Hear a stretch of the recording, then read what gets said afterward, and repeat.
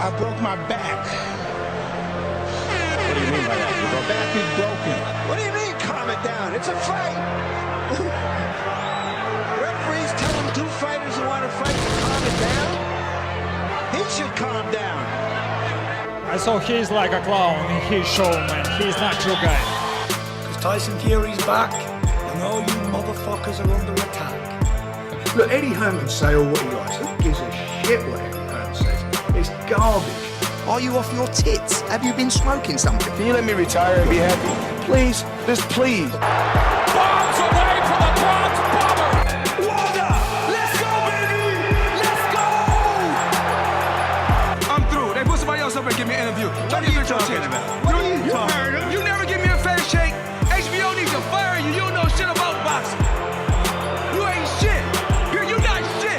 I wish I was 50 years younger and I'd kick your ass. I got dropped, man. Are you kidding? No, you won the fight. OMG, I am so excited. Any of you radio personalities think you want smoke? Call me Mr. Chimney. I want smoke. Yes. What is up, MCR family? Another daily edition of the show live on YouTube, obviously podcast form, iTunes, Spotify, Radio, etc. I'm Matt, the hipster hunter. Obviously going to be talking all things boxing today. Hit the like button, share the show, subscribe, all that fun stuff. Call in 323-870-4051. Press 1 to get in the queue. International caller, Skype, Mixed Combat Radio. We're going to be talking a lot of things in the boxing world today. The whole Stephen Espinoza Q&A with Lance Pugmire of The Athletic. Definitely creating some conversations and debates on the boxing Twitter sphere. So obviously we're going to break down that Q&A with Stephen Espinoza and whether or not Espinoza is upset with Fox and PBC, which I think a lot of people are led to believe from those quotes. Plus, Andy Ruiz back in training, getting ready for the fight with Anthony Joshua. It seems like whatever issues that we did have with that fight are getting worked out behind the scenes. We're going to talk about that as well. Plus, there's a lot of other sort of minor topics to get to. Like I said, the like button, share the show, call in. No Rob, no food today, just me. So obviously, call in, join in. Definitely want some conversations about these Stephen Espinoza quotes because they are quite interesting. And let's just dive into it because it's pretty good. And again, shout out to everyone in the chat as well. Tony Yayo, Anonymous, Smasher, BK, Team Batman Boxing. What up, man? Who else? Unemployed Mario Misaki, Potential Lunatic, Rubitsky. Hope everyone's having a great day. Igloo, Dwayne, what up, man? Hope everyone's having just a fantastic day right now on this beautiful Tuesday. I went to the dentist with my kid today, and it was a pain in the ass. So just got a gigantic bill from the dentist. So patreon.com/Mixed Combat Radio. Damn fucking cavities. But let's get to the news of the day. Stephen Espinoza Q&A with Lance Pugmire of The Athletic. Title of the Q&A, On the Toll of PBC Taking Most of Its Fights to Fox. What's next for Showtime? And more. Jump to the questions itself. If the Wilder fight goes to Fox after it's received the Hurd-Williams bout, those guys have made 20 combined appearances on Showtime. You would have every right to be chafed and to ask Al Heyman, what's keeping us happy? You better get that fight, right? Lance Pugmire asked. Espinoza replies, do we know we have it? No. It's never been promised. It's an ongoing discussion. We're pursuing it aggressively. Do I expect that we will have it? Yes. Is Fox pursuing it too? Yes. But nothing has been decided for the networks for either of Wilder's next two fights, including Wilder's scheduled February 22nd rematch against Tyson Fury following their December 2018 draw on Showtime. Do you feel wronged by PBC taking so many fighters you helped build to Fox? Espinoza replies, the reality is that the market today, Fox is reaping the benefit of the work Showtime has done over the past 5 or 6 years to build up the current crop of stars. There couldn't be any other way when you have a network that is coming into the market. At some point, I expect Fox will hopefully be developing its own stars and not relying on featuring stars who have been built by Showtime.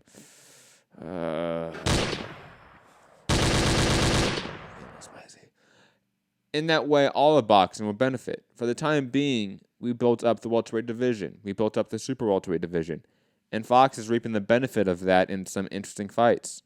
That's the nature of the sport when a new network comes into the business.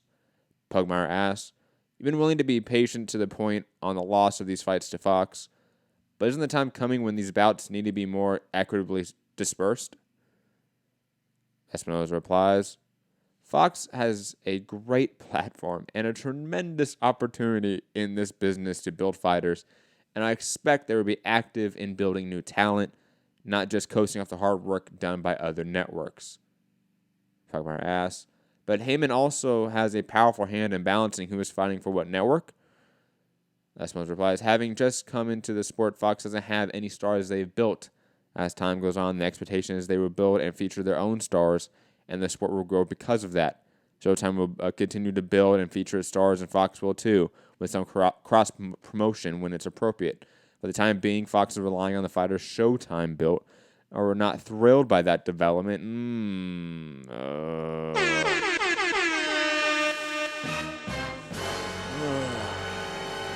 We understand why it's happening, and we take a long-term view in terms of what would be the best for the sport as a whole to thrive. Pugmire asks, who else could be fighting on Showtime by the end of the year? There's a number of guys who performed well earlier in the year who are looking to come back. Jamal Charlo is looking for another fight. Erickson Lubin, Mikey Garcia, Leo Santa Cruz, Gary Russell, Tank Davis. And then he goes on to talk about the Tank Davis Farmer fight. Moving on. Would you get the Jamal Charlo Tony Harrison fight in the rematch? Espinoza replies, I would expect Jamal and Tony Harrison rematch to end up on Fox because, and this is that's where it gets funny, because it's sort of courtesy in the business that if you did the first fight, you're sort of entitled to the rematch. Which is why we wouldn't interfere with the fight or Herb Williams airing on Fox.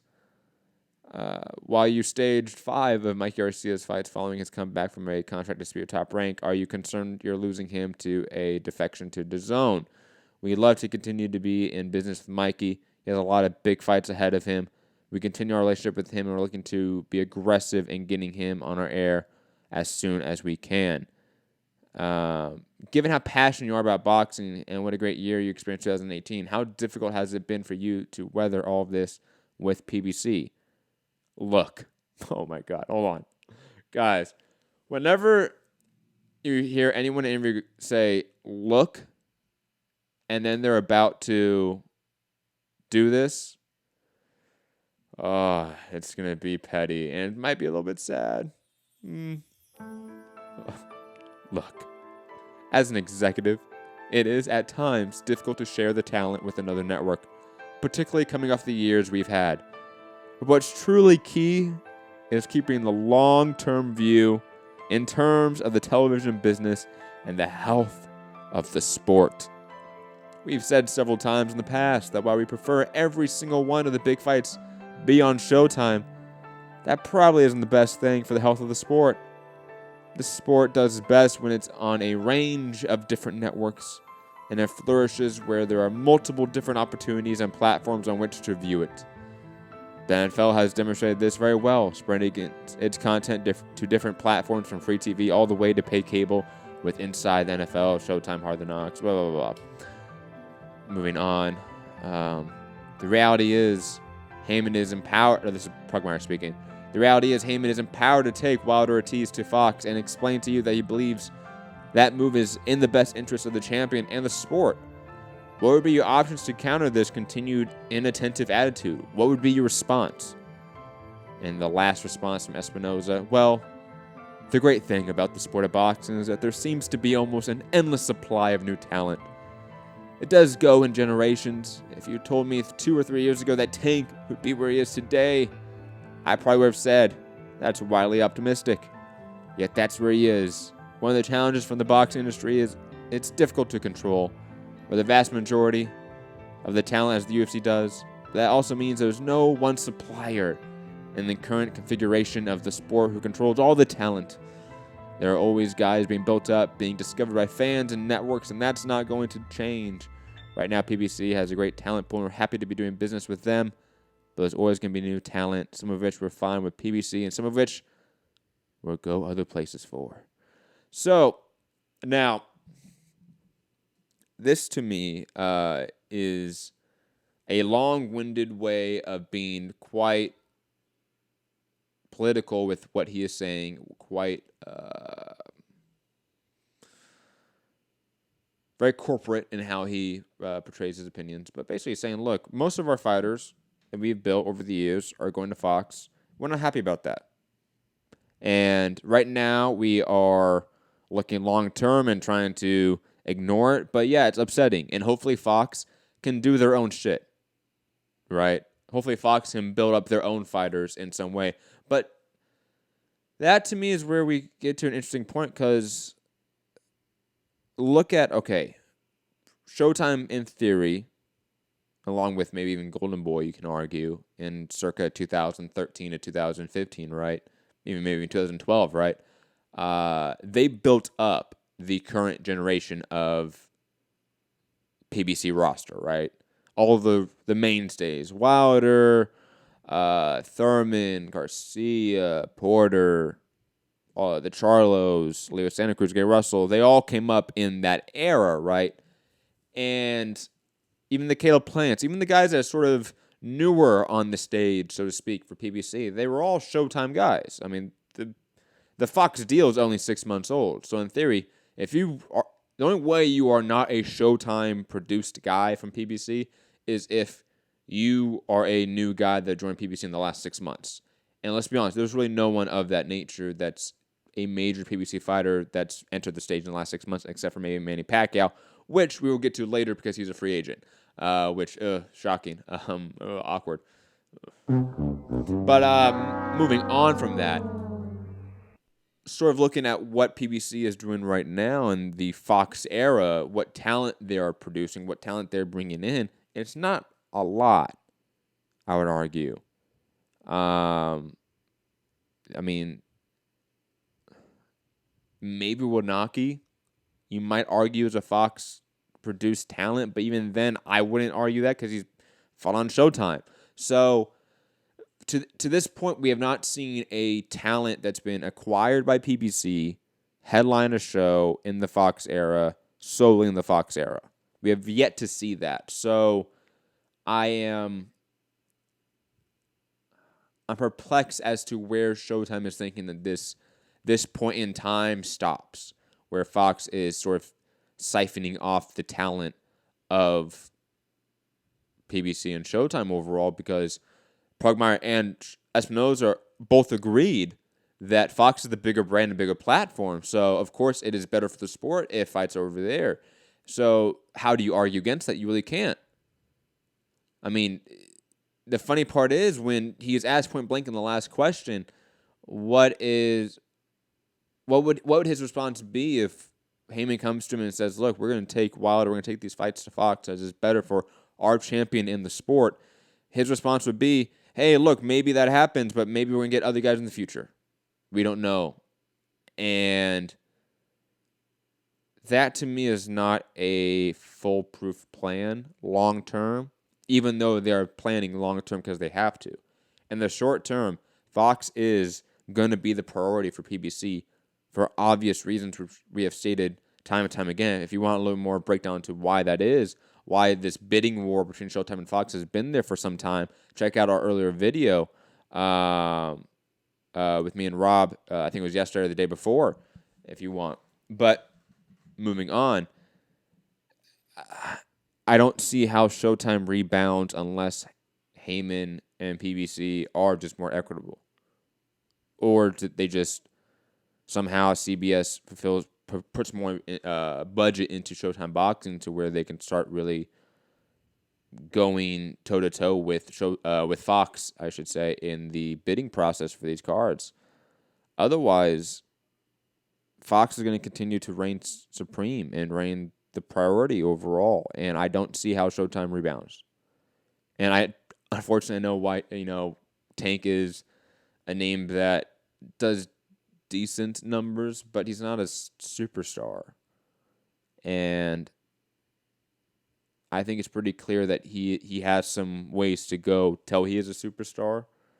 So there is no short-term plan because I'll be honest, I think Wilder Ortiz and Wilder Fury too both go to Fox, and I don't think Showtime has a backup for this year. There's not a single fight scheduled for the rest of this year on Showtime, other than this weekend. So that's an issue. I don't know how they rebound from this, because PBC, and I think in a smart way, realized quickly, look, Fox is our future. Fox is a massive brand. Look what they did for the UFC in some ways. Maybe they didn't do entirely what everyone thought they would do for the UFC, but they did a lot for the UFC in terms of making it more palatable to a casual sporting audience. Boxing sort of needs a PR sort of makeover. And Fox, maybe not the best at doing that right now, is the biggest brand to do that right now. And that matters. Moving on, though, let's go to the Manny Pacquiao news. And actually, the news is actually kind of just hidden there. Not really news because we knew about this. We knew the amount of fights he had in the deal. But I think people sort of forgot about this. It was a talking point that should have been presented post-Pacquiao Thurman, but people sort of forgot was that Pacquiao is now a network free agent. You can find this little nugget of truth in the Who Holds All the Power in Boxing. Here are the 25 most influential figures in the sport article by Mike Coppinger. Me and Rob will break down this article as a whole in another show. I do apologize. I wanted Rob to jump on this show so we can break down this list, but he can't. It's late. I understand. However, there's a little nugget of information here which we can talk about. There's also Manny Pacquiao, who is a network free agent after signing a 2-fight deal with PBC that ended with his victory over Keith Thurman on Fox pay-per-view. But the future Hall of Famer is expected to work with Heyman moving forward. Also in Heyman's stable, Thurman, Jamal Charlo, Sean Porter, Danny Garcia, Caleb Plant, blah, blah, blah. He's just talking about Heyman at that point going on in the article. However, let's talk about Pacquiao being a network free agent, the assumption that he is working with Heyman moving forward. I'm intrigued by that because I do think it's an easy assumption. I think we all sort of assume that Pacquiao will be working with Heyman moving forward. Because right now they're the most successful pay-per-view platform in the U.S. North American market, even over ESPN and Top Rank, which is surprising. But right now Fox and PBC is a more successful brand when it comes to selling pay-per-views. And on top of that, we do sort of know that the Mayweather fight is, while in limbo, there's nothing real in terms of progression with that fight, but we do know that's a fight that everyone wants in terms of Heyman, Mayweather, Pacquiao, Sean Gibbons, the networks, everyone involved. Everyone wants a Mayweather-Pacquiao 2 fight. So, yes, I think it is an easy assumption moving forward that the next fight with Pacquiao is most likely going to be a PBC-Heyman fight. However, I think long-term, Pacquiao, A, still has a lot of, I think, gas in the tank, to be quite honest.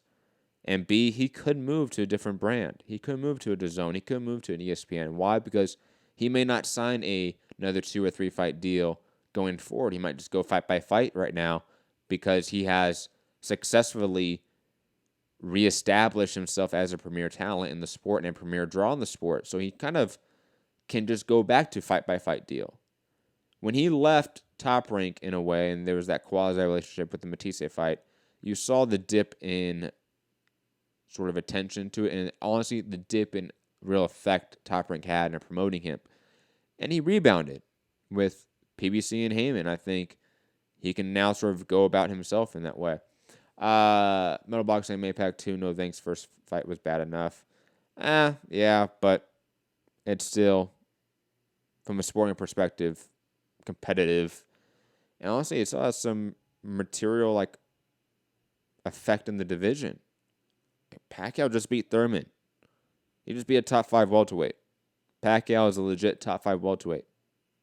That fight has it matters for the hierarchy of the division, surprisingly, at their advanced age. But yes, let me know in the chat what you guys think, or in the comment section. Do you think Pacquiao stays with Heyman? Do you think Pacquiao fights Mayweather next? Do you think Pacquiao signed some sort of multi-fight deal with anyone going forward that is Heyman or isn't Heyman? Let me know. Moving forward, again, call in 323-870-4051. Press 1 to get in the queue. International callers, call in on Skype, Mixed Combat Radio. And also, patreon.com/Mixed Combat Radio. Because if you go to that, if you just go for $1 a month, $12 a year, you get like 2 extra shows a week. So that's awesome. Tony Ayo saying Spider-Man leaving the MCU. Yes, I know. Don't worry, guys. Trending Now Network, aka Trending Now Podcast, if you want to find it in podcast form, Trending Now Network is the YouTube channel. We will be doing a live show later this week, probably Wednesday night, maybe Thursday night, with me, Anthony Walker, and Jason Burgos. We're going to be breaking down Spider-Man, the whole MCU. Sad news. By the way, Blog Talk is not working, so Skype, Mixed Combat Radio. Damn. Blog Talk has not been working like all weekend. Just really sad. Moving on, though. Also go to mixedcombatradio.com. Ruiz camp working on start of training for rematch per Dan Rayfield. So, yes, it looks like all signs are a go for this fight. It's okay, guys. We can relax. Okay.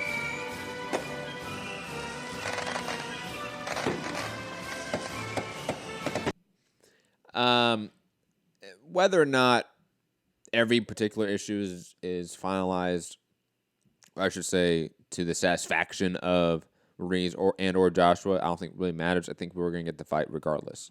And I think the fight's going to happen in Saudi Arabia, which sucks, but hey, these things happen. But yeah, I think everyone can relax now. Ruiz is in training. We're going to get the fight. And hopefully speaking, no more issues. Hopefully we just get the fight. We get 12-week extensive VADA testing. We get maybe like a U.S. commission, like maybe New Jersey or California shopped in. That'd be amazing. I'll be happy with that. Probably, though, that is thinking probably too optimistically that we're going to have that easy of a time with this fight with where it's located. But still connected with this fight, WBO denies Dylan White's appeal, upholds Usyk's mandatory ruling.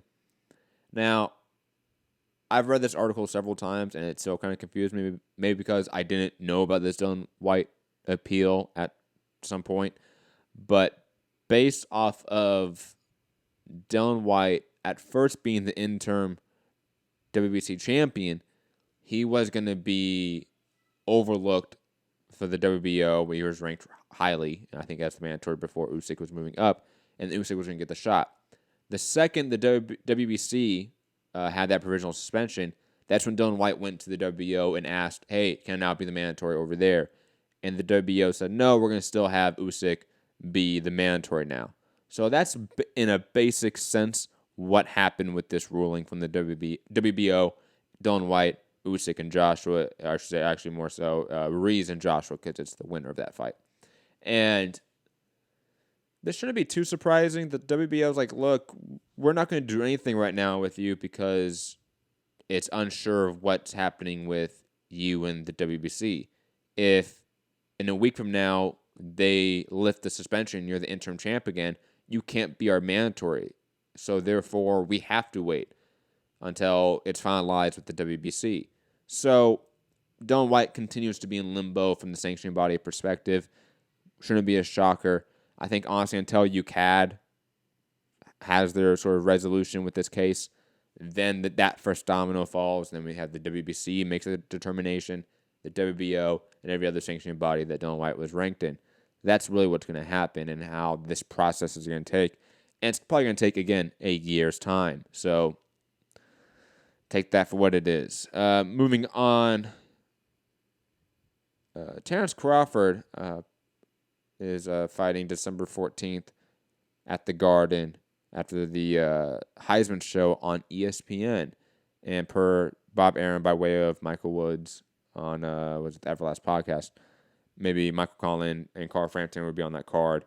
They're going to figure out Bud's opponent soon, maybe next week. Most people are thinking it's going to be his mandatory, the guy that just went to a draw with Ray Robinson.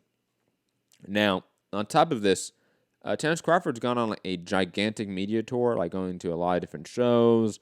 The Brennan Schaub, like Food Truck Diaries thing. He went on the Joe Rogan podcast. Just doing a lot right now. I just want to sort of commend Terence Crawford for doing media, even though he's not the greatest at it, and still not. Like, I'll be honest, watching the Joe Rogan show with him was rough. I watched like 20 minutes of him. Like, I need to put this away for right now. It's a little bit boring. And that's how it's going to be. Until you start doing more media, you're not going to really get better at it. And Terence Crawford really hasn't done media tours in any sort of way. He's done some stuff like Sway in the Morning, but not really a straight-up media tour with people in the combat sports sphere. So I like that. Keep doing it. On top of that, the placement of him at the Garden right after the Heisman show on ESPN should do a really decent viewership for ESPN and probably be the best viewership of the year. Traditionally speaking, they get a huge boost from that show as the lead-in. And on top of that, it's Terence Crawford, who traditionally speaking is a great TV draw.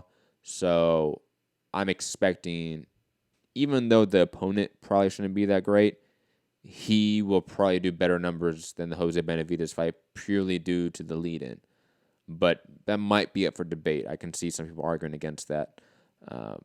But again, at least ESPN is doing this in some aspect. Putting Terence Crawford, whether Terence Crawford went out with his own people to the media outlets and said, I'm going to do media with you, or ESPN did, doesn't matter. Shout out to them. On top of that, the placement of him on the card, it's just a better sign of things. Because the idea of putting him on pay-per-view with really no media, no push, you set him up for failure. This time, I feel like they're at least trying to set him up for success, and that's a market improvement for ESPN and the Terence Crawford relationship, let's be honest. Tony Ayo, but Kavalauskas, no, I don't want to. I'll be honest. I'd rather just get Terence Crawford, Kell Brook, December at the Garden. Like, why can't we just do that? I know Kell Brook isn't what he used to be. I know we all know that. But he doesn't have chin issues like Amir Khan. He still is a decent athlete. I mean, I'll be honest. We need to see Terence Crawford with names and not on pay-per-view. Specifically, those two things in combination. Names without being pay-per-view. But ESPN and Bob Arum seem like they hate that idea. Speaking of promoters and networks just hating really simple ideas, Jared Enos, really great prospect, will be fighting on Showtime's card this weekend, but he will not be on TV in a really dumb move. And I don't know why it's taken so long for these networks and these promoters to realize that in 2019, you have to show every fight on the card. Like, that's just the market standard. UFC set that standard nearly a decade ago, and it's taken boxing a decade to sort of catch up. The Zone does a decent job, though not all the time. Golden Boy cards often will not show every fight. Matchroom is much better at it. I will give Matchroom the credit. But Golden Boy often will not show every fight, even on the Zone. Top Rank, you're going to miss fights.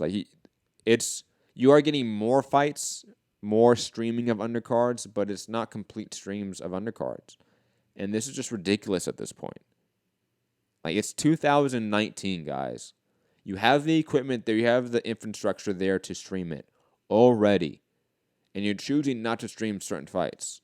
Like the Racon brothers in the Virgil or Ortiz card on the Zone 2 weeks ago, whatever. They didn't show those fights. Why?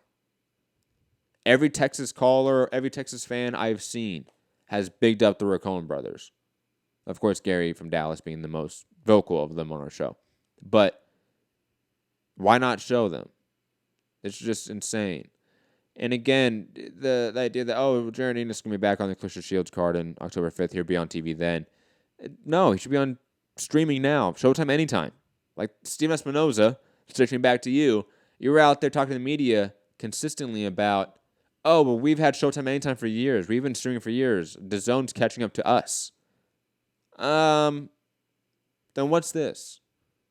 What's this going on? How is this not fixed? This is a really easy thing to fix. But digressing, I just want to rant a little bit about, hey, networks promoters, like it's 2019. Like it's not that hard to stream stuff and to get stuff in order. But moving on though, we're going to get some interesting comments on this one for sure.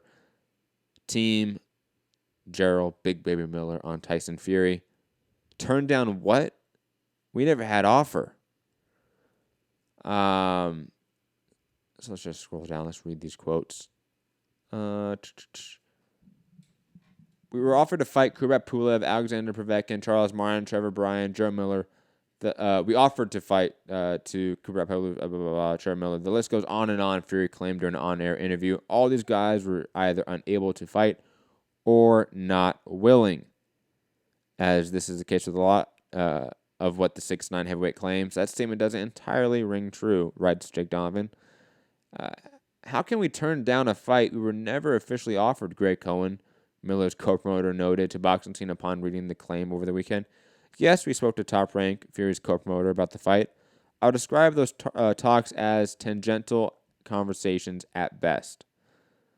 They were never serious discussions with Tyson Fury fighting Jerry Miller on that date, and there certainly wasn't an offer made. So, guys, it seems that Tyson Fury has lied.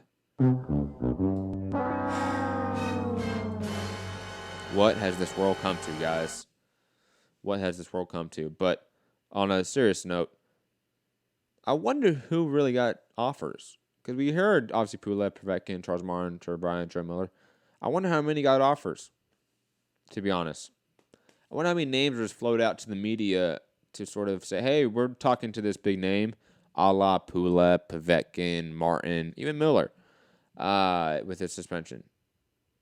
But no, I bet none of them received offers, if I'm being completely honest. And I want to say Trevor Bryan and Otto Whalen were the two fighters to receive official offers. If I'm a betting man, that is what I'm betting. Goddamn Tyson Fury and all that shit. And speaking of Tyson Fury and Kubrat Pulev saying Tyson Fury is using my name and others to get PR. I kind of agreed, to be honest. This is a weird time where I actually agree with Kubrat Pulev, where like Tyson Fury is like using top 15 fighters' names to say that, I might fight them, but they don't want to fight me while he's fighting the Otto Whalens of the world. Sad day for the Tyson Fury fans.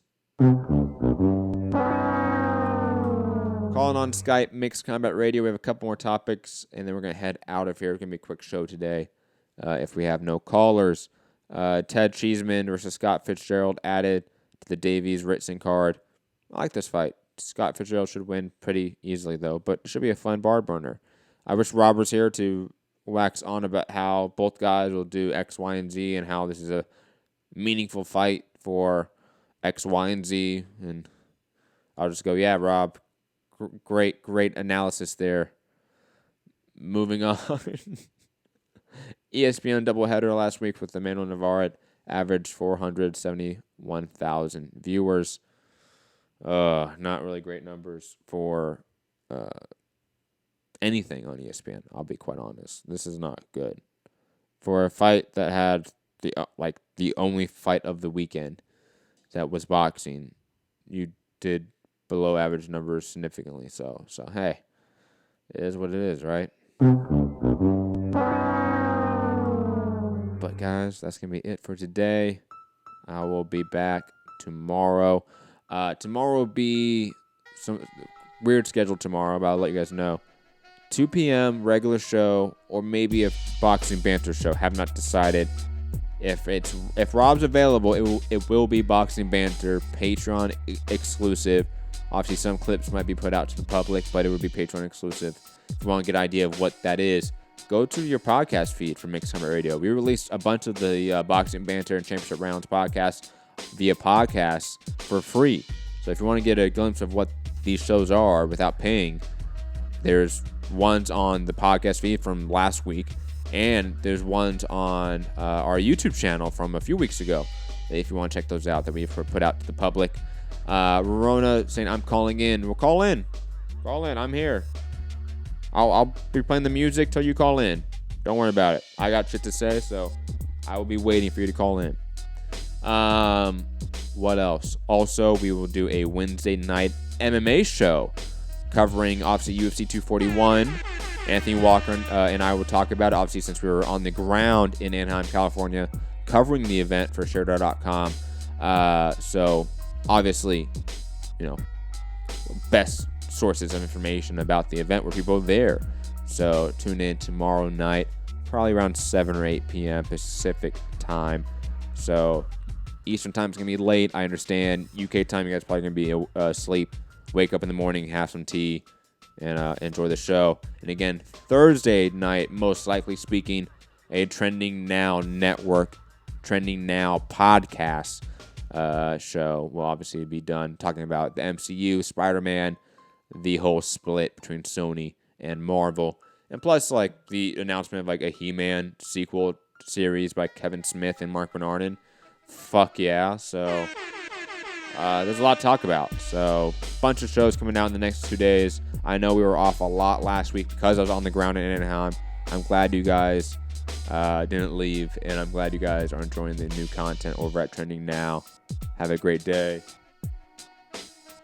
Oh, hold on. Yeah, I know the guy called in on the wrong number. Sorry, man. We're going to take off. Have a good one. Peace. Don't be mad on me. That's stupid. Use your common sense. Stay off the weed. I'm very feel. It's bullshit. You disrespect boxing, you piece of shit? Everybody's on steroids. The whole UFC, everybody. That's fucking illegal. Hey, pussy, are you still there?